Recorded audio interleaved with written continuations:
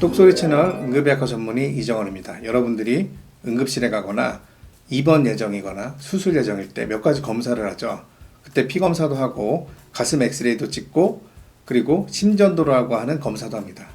오늘은 심전도가 무엇이고 심전도로 인해서 알 수 있는 것들이 또 무엇인지, 그리고 여러분들이 가장 궁금해하시는 왜 증상이 없는데 심전도를 찍는지, 그리고 왜 이놈의 병원은 어제 심전도 찍었는데 오늘 또 찍는지에 대해서 간략하게 설명드리도록 하겠습니다. 심전도는 일렉트로카디오그램이라고 하는 독일어에서 나왔습니다. 그래서 EKG로 읽습니다. 영어로는 ECG로도 읽고요. 단어에서 보면 심장, 전기, 그래프의 용어가 다 들어가 있습니다. 그래서 심전도는 심장에서 나오는 전기 신호를 그래프로 나타내는 것이라고 생각하면 되겠습니다. 그러면 어떻게 어떤 형식으로 이게 심전도의 그래프가 나타나는지 설명을 드리면, 여러분들이 병원에서 찍어보신 EKG 보면 뭔가 장치를 붙이잖아요. 요 가슴에도 붙이고 팔에도 붙이고, 이런 것들이 쉽게 말하면 여러분들의 심장 주변으로 각각의 CCTV 12개를 붙인다고 생각하시면 돼요. 각각의 CCTV들은 그쪽에서 오는 정보를 보는 거죠. 그쪽 한쪽 방향으로 CCTV를 관찰하고 있는 거예요. 그래서 그쪽에서 오는 신호가 이상이 있는지 없는지 각각의 채널들에서 그 팔을 그래프로 만든 거죠. 그래서 의사들은 그것을 보고 부정맥이든 다른 질환들을 진단하는 겁니다. 그러면 여러분들이 찍는 심전도로 과연 의사들이 어떤 정보를 볼 수 있을까? 제가 설명을 드리면, 첫째, 심전도 검사는 부정맥 진단의 아주 기본적인 검사입니다. 부정맥이란 무엇이냐면, 우리가 알고 있는 정상 심장 속도는 60에서 100회죠. 동방결절이라고 하는 곳에서 나온 파가 일반적으로 1분에서 100회 정도의 속도로 파를 내보내고 있습니다. 그럼 그 파를 받아서 심방과 심실이 수축을 하는 건데요. 그럼 동방결절이 문제가 생겨서 빠르거나 또는 느리거나, 아니면 동방결절이 작동을 하지 못해서 다른 곳에서 작동을 하거나, 아니면 동방결절이 작동을 잘하고 있는데 일부 다른 곳에서 같이 또 박동을 하거나 하는 경우 불규칙하거나 아주 빠르거나 느리거나 하는 리듬으로 바뀌게 됩니다. 이런 것을 우리가 부정맥이라고 하고요. 이런 부정맥의 기본적인 진단 툴로 심전도가 사용되고 있습니다. 그리고 응급실에서 허혈성 심장 질환인 급성 심근경색, 그 다음에 협심증의 진단에도 사용되고요.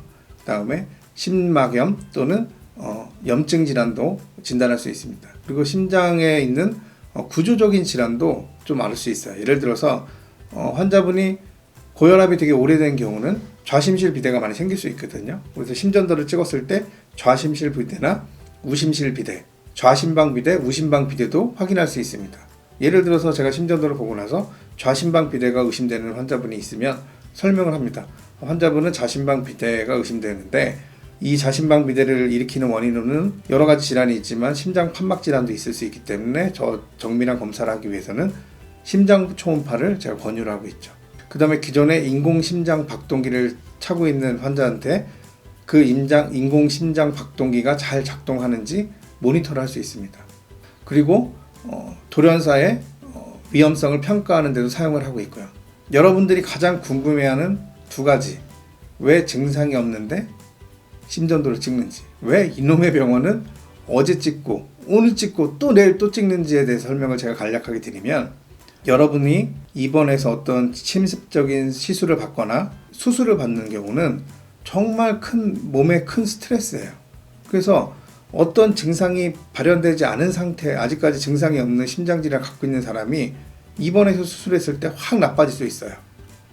그렇기 때문에 이 수술이나 이 침습적인 시술을 받을 수 있는 컨디션이 되는지 위험성을 평가하기 위해서 입원하기 전이나 수술하기 전에 심전도를 찍는 겁니다. 증상이 없더라도.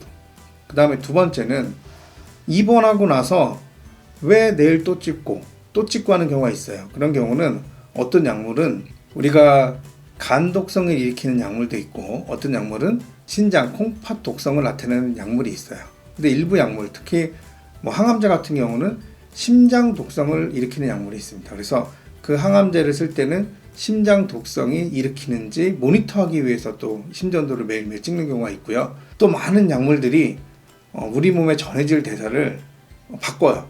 그래서 칼륨이나 칼슘 수치를 높이고 낮추고 하는 경우가 있거든요. 그래서 이런 약물을 썼을 때 전해질 이상이 생기는 경우를 모니터하기 위해서도 또 심전도를 찍는 경우가 있습니다.